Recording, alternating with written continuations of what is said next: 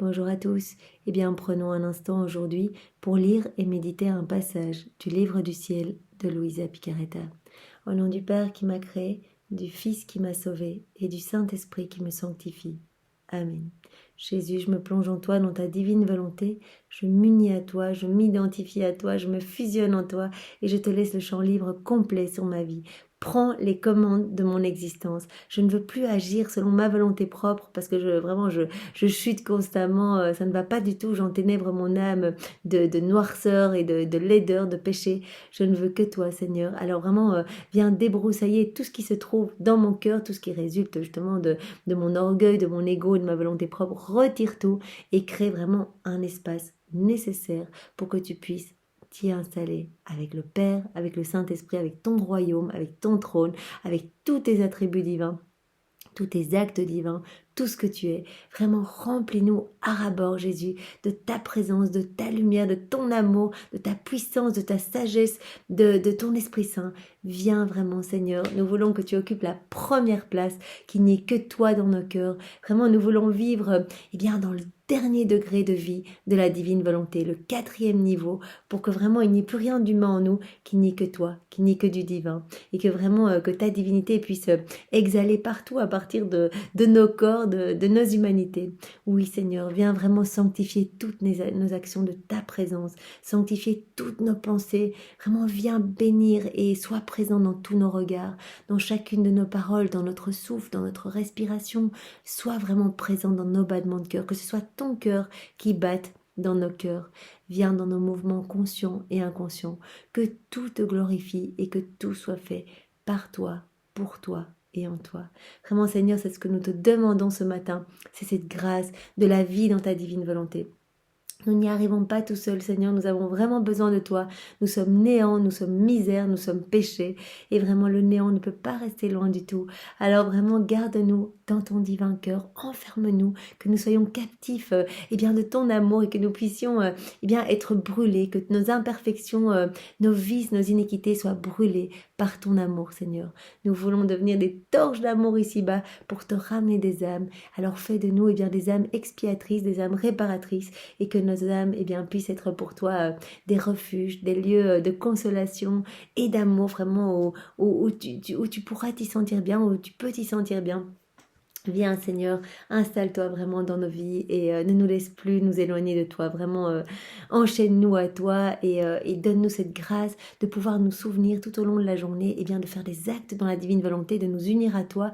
Parce que quand nous nous unissons à toi, Jésus, c'est magnifique tout ce qui se passe au niveau spirituel. Tellement d'âmes sont touchées, tellement d'âmes reçoivent bien, des bienfaits, des grâces, des bénédictions.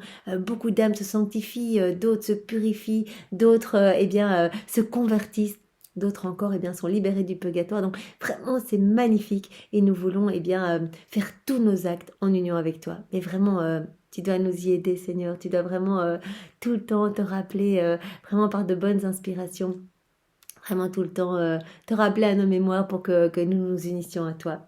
Merci Seigneur, maintenant dispose nos cœurs, nos intelligences pour que nous puissions recevoir ce nouveau passage que tu nous donnes pour nous sanctifier, pour vraiment venir faire comme une douche de lumière à nouveau sur nos âmes et pour que nous nous rapprochions de toi et désirions ardemment cette vie et cette union sanctifiante avec toi.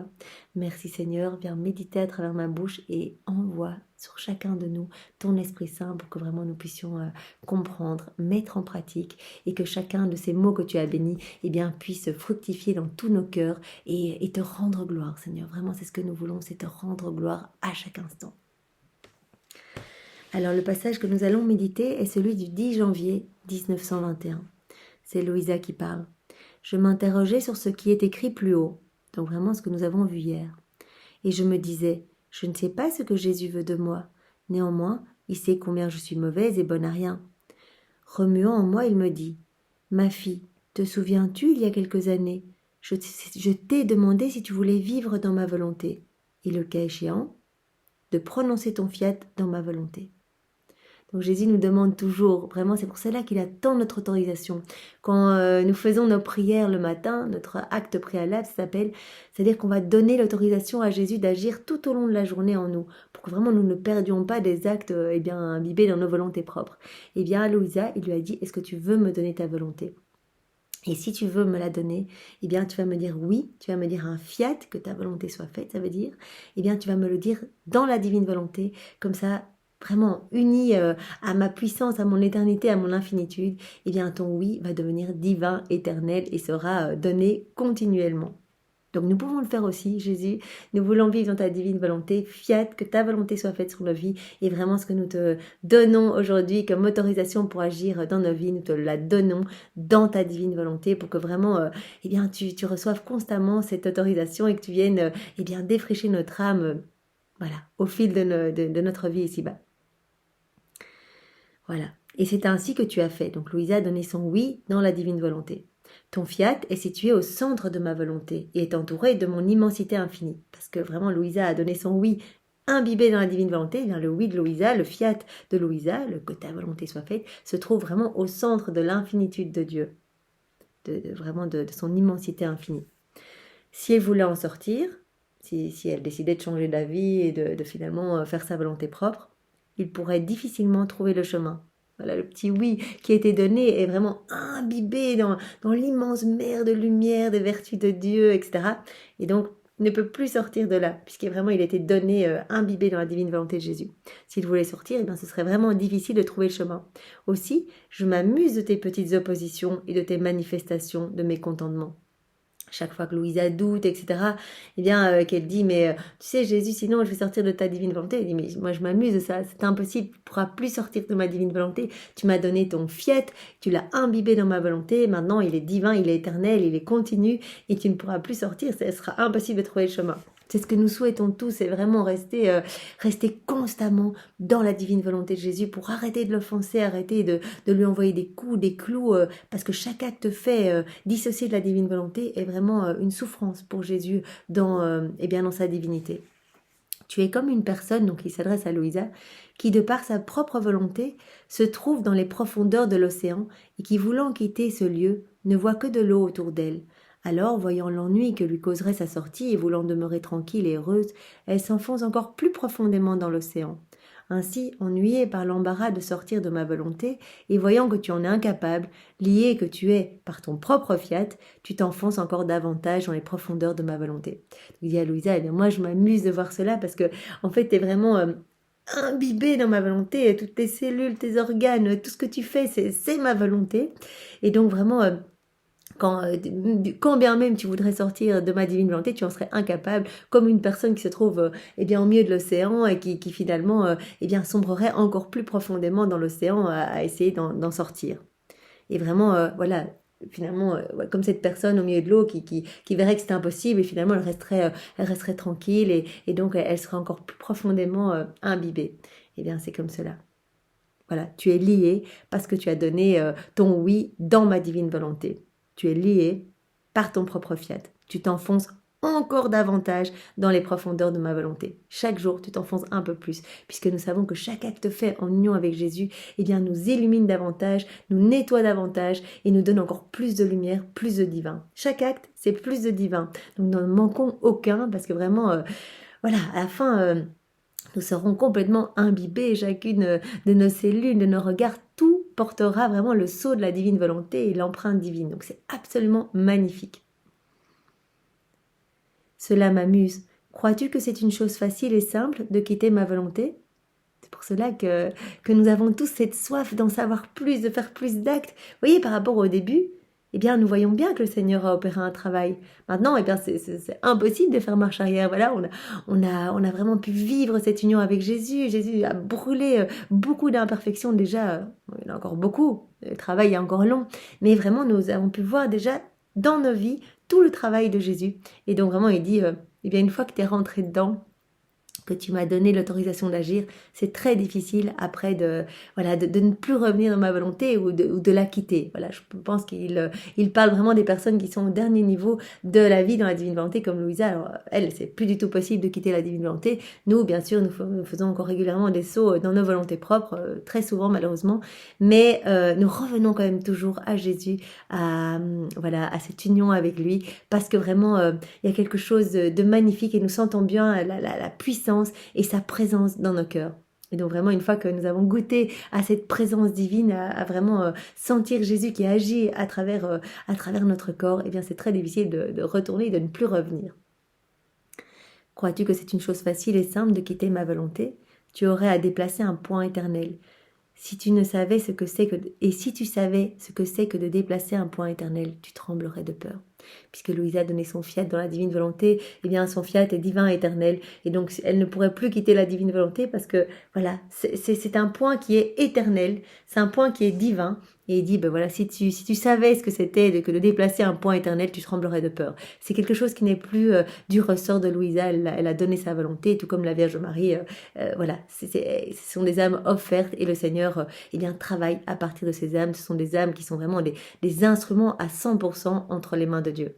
Et donc, souhaitons cela également. Demandons cette grâce de pouvoir eh bien, passer le niveau et arriver au point que vraiment plus rien du monde ne nous importe et que vraiment nous soyons complètement offerts au Seigneur pour qu'il puisse eh bien, faire ce qu'il veut de nos vies. C'est pour ça que nous devons le demander régulièrement, puisque vraiment nous voyons que c'est encore un petit peu difficile et que nous chutons continuellement.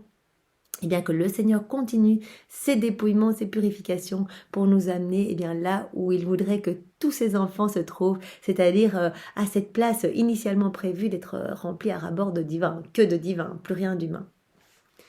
Il ajouta, j'ai demandé un premier fiat dans ma volonté à ma chère maman. Oh, la puissance de ce fiat dans ma volonté. Aussitôt que le fiat de ma maman rencontra le fiat divin, ils devinrent un. Mon fiat éleva ma maman, la divinisa, l'inonda, puis, sans aucune intervention humaine, elle conçut mon humanité. Donc quand elle a dit oui à l'ange, vraiment elle a dit que ta volonté soit faite, vraiment que Dieu opère sur ma vie, que sa volonté soit faite. Et bien à ce moment-là, son fiat qu'elle a donné, l'autorisation de devenir eh bien un instrument entre les mains de Dieu, de tout faire par lui, pour lui et en lui, eh bien le fiat de Marie a pu rencontrer le fiat de Dieu et c'est comme ça que Jésus a pu être a pu s'incarner dans son sein. Et donc tout cela, elle a complètement divinisé, elle a reçu eh bien, par grâce ce que Jésus est par nature. Donc elle a été inondée, mais rappelons-nous qu'elle avait déjà été purifiée dès la seconde 1 de sa conception pour qu'elle puisse eh bien, être c'est toute belle, toute pure, toute sainte, vraiment travaillée par la divine volonté pour qu'elle puisse eh bien, accueillir Jésus, parce que vraiment Jésus n'aurait pas pu s'incarner dans le ventre d'une maman remplie de péché, remplie de volonté propre. Donc il a pu retrouver en Marie eh bien, tout le ciel voilà, qu'il venait de quitter. C'est seulement dans mon fiat qu'elle a pu concevoir mon humanité. Mon fiat lui communiqua d'une manière divine l'immensité, l'infinité et la fécondité, et c'est ainsi que l'immense, l'éternel et l'infini put être conçu en elle. Simplement parce qu'elle a uni son petit fiat au fiat divin, qu'elle a pu concevoir, eh bien, concevoir Dieu, quoi, l'immense, l'éternel, l'infini. C'est uniquement par cette union de son fiat avec le fiat de Dieu. Dès qu'elle eut dit son fiat, non seulement prit-elle possession de moi, mais son être couvrit toutes les créatures et toutes les choses créées. Donc, elle a à ce moment-là, eh bien, elle a reçu en elle, eh bien, toute la divinité, enfin, toute la divine volonté, et donc elle nous a pris en son sein également. Donc, elle a reçu en son sein tous les hommes passés, présents et futurs. Donc nous étions là en même temps que Jésus dans son sein, et donc vraiment elle a pu reprendre toutes nos vies. Elle ressentit en elle la vie de toutes les créatures et elle a commencé à agir comme mère et reine de tous. Elle a commencé à réparer là en union avec Jésus. Continuellement, Jésus qui déjà à la seconde 1 de son incarnation, eh bien, réparait, avait déjà sa petite couronne d'épines, réparait tous nos vices, toutes nos iniquités, nos méchancetés, tous nos actes dissociés, déconnectés de la divine volonté. Eh bien, il réparait et Marie était en union avec lui et réparait également. Combien de prodiges comporta ce fiat de ma mère? Si je voulais te les raconter tous, tu ne finirais plus d'en entendre parler. Donc c'est inimaginable. Jésus dit, eh bien, le fiat de ma maman, eh bien, a comporté tellement de prodiges que voilà, ça prendrait beaucoup trop de temps d'en parler. Puis j'ai demandé un second fiat dans ma volonté. Donc le premier qui a été donné, c'est vraiment par Marie. Et donc c'est le fiat de Marie en union avec celui de Dieu qui a pu permettre à Jésus de s'incarner vraiment voilà, dans le ventre de Marie. Et Jésus a demandé un deuxième fiat dans sa volonté. Quoique tremblante, tu l'as prononcé. Donc le deuxième fiat qu'il a demandé, eh bien, c'est à Louisa. Ce fiat dans ma volonté accomplira ses prodiges. Donc il y a vraiment 2 fiat qui ont été donnés dans la divine volonté, vraiment qui ont été marqués de l'infinitude de Dieu, du sceau divin de Dieu. C'est le fiat de Marie et le fiat de Louisa. Ce fiat dans ma volonté accomplira ses prodiges. Il aura un accomplissement divin. Toi, suis-moi. Enfonce-toi plus profondément dans l'immense mer de ma volonté et moi je m'occuperai du reste. Louisa souvent elle se demande mais comment moi j'écris, j'ai été jusqu'en première primaire donc je sais même pas au niveau de mes écrits. Il dit t'inquiète pas, ce sont mes écrits, ce sont vraiment une partie de moi-même, je bénis chacun des mots et c'est moi qui vais m'occuper et bien du travail de diffusion, de toucher les cœurs, de vraiment donner des bonnes inspirations aux personnes qui vont lire ces écrits du ciel, les transformer, leur donner la grâce de désirer cette vie dans la divine volonté. C'est Jésus qui s'occupe de tout. Louisa, elle était un peu craintive et elle dit, mais ne t'inquiète pas, tu es un instrument entre mes mains, tu m'as donné l'autorisation, tu m'as donné ton fiat dans la divine volonté, maintenant tu es mon instrument et avec toi, eh bien, je vais préparer vraiment ce grand fiat de la sanctification, cette nouvelle Pentecôte d'amour, je vais venir toucher les cœurs pour qu'ils qu'ils s'ouvrent pour m'accueillir et que je puisse agir à partir de tous mes enfants et que vraiment ma lumière à travers leur humanité puisse vraiment éclipser tous les ténèbres. Donc c'est vraiment magnifique et donc c'est le 2e fiat qui a été donné dans la volonté, dans la divine volonté de Jésus. Donc on dit, ton fiat va vraiment accomplir des prodiges. Il aura un accomplissement divin. Donc toi ne t'occupe de rien et vraiment enfonce-toi toujours plus profondément dans l'immense mer de ma volonté. Donc tu ne dois pas commencer à te poser des questions, reste tout le temps immergé en moi et voilà, reste tranquille, rester dans la paix, dans la constance, ça permet de s'enfoncer plus profondément dans la divine volonté. Il s'adresse aussi à nous. Vraiment, si nous commençons à nous agiter, à nous poser des questions, nous, vraiment, comme nous en sommes encore au tout début dans la divine volonté, cela va nous pousser à quitter la divine volonté, à un petit peu défaire tout le beau travail de lumière que Jésus fait dans nos cœurs, vraiment à chaque fois que nous nous unissons à lui, et à remplir nos âmes de ténèbres. Donc vraiment, restons calmes, restons dans la paix, restons constants, et c'est vraiment dans cette constance que Jésus va pouvoir opérer en nous, vraiment, jour après jour, nous allons voir notre vie se transformer. Ma mère ne s'est pas interrogée sur la manière dont je m'incarnerai en elle. Donc elle a donné son oui, elle ne s'est pas posé la question de se dire mais comment Jésus va s'incarner en moi, etc. Elle n'a que prononcé son fiat, elle a dit je suis d'accord, vraiment que le plan de Dieu s'opère sur ma vie, je donne mon oui dans la divine volonté, et c'est tout, elle ne s'est occupée de rien d'autre. Et il dit, et moi je me suis occupée de la manière de m'incarner en elle. C'est ainsi que tu dois faire.